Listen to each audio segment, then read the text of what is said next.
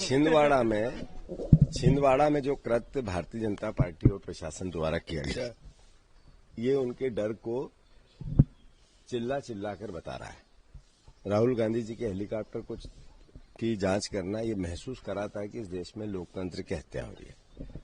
आप देखो, नरेंद्र मोदी जी, भारतीय जनता पार्टी के तमाम नेता, मध्य प्रदेश में भी पूरी बीजेपी धन बल का किस तरीके से उपयोग कर रही है, जग जाहिर है। खुला नाच, नंगा नाच। दूसरी तरफ हमारे पास तो हमारे खाते सील्ड हैं, आर्थिक संसाधन की कमी है। हमारे कई कैंडिडेट एक वोट एक नोट की बात करते हैं।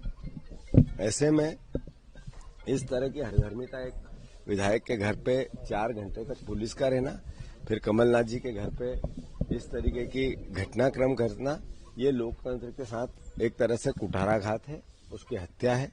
इसकी निंदा पूरी मध्य प्रदेश की जनता ने करनी चाहिए। दूसरी ओर अमित शाह जी आज आ रहे हैं। अमित शाह जी विधानसभा के चुनाव के पहले भी आए थे।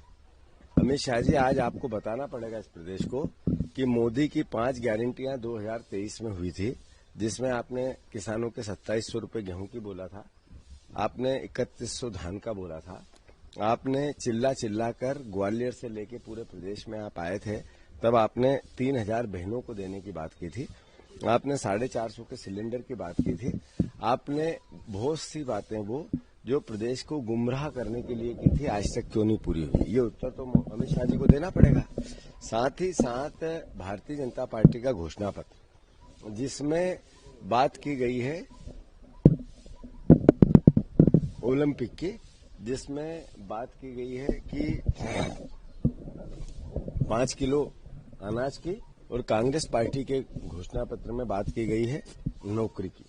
ये गरीब करके आटा देना चाहते हैं, महंगाई करना चाहते हैं, हम नौकरी और काम देना चाहते हैं। इस अंतर को हमें समझना पड़ेगा। भारतीय जनता पार्टी का पूरे घोषणा पत्र का अगर आप मूल्यांकन करें तो उनका कहना पूरा देश गरीब हो जाओ और सरकार पे डिपेंड हो जाओ, और हमारा जो घोषणा पत्र है, कांग्रेस पार्टी का जो 5 न्याय की गारंटी है, वो ये महसूस कराती है कि अधिकार संपन्न देश बने, आत्मनिर्भर देश बने, आर्थिक संपन्न परिवार बने, व्यक्ति बने, हर हाथ को काम मिले, काम का पूरा दाम मिले।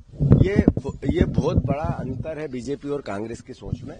मैं मानता हूं कि एक प्रधानमंत्री ने कल बयान दिया एएनआई पे, उन्होंने बहुत सी बातें की, पर उन्होंने बॉन्ड की, करप्शन की बात नहीं की, उन्होंने बेरोजगारी की बात नहीं की, उन्होंने काले धन की बात नहीं की, उन्होंने इस देश में जो अर्थव्यवस्था चरमरा गई उसकी बात नहीं की, आपने जो इस देश को इतनी महंगाई दे दी उसकी बात नहीं की, आपने बात की जब हम जीवित नहीं रहेंगे तब की। प्रधानमंत्री, आज उनकी उम्र है, भगवान करे वो ईश्वर करे 100 साल जिए, पर एक व्यक्ति का अपना एक विजन होता है। 47 की बात करेंगे जब वो 100 साल से ऊपर हो जाएंगे। इस तरह की भावना गुमराह करने की भावना है। आपने 10 साल में डिलीवर क्या किया, ये पता चलना चाहिए देश को, प्रदेश को।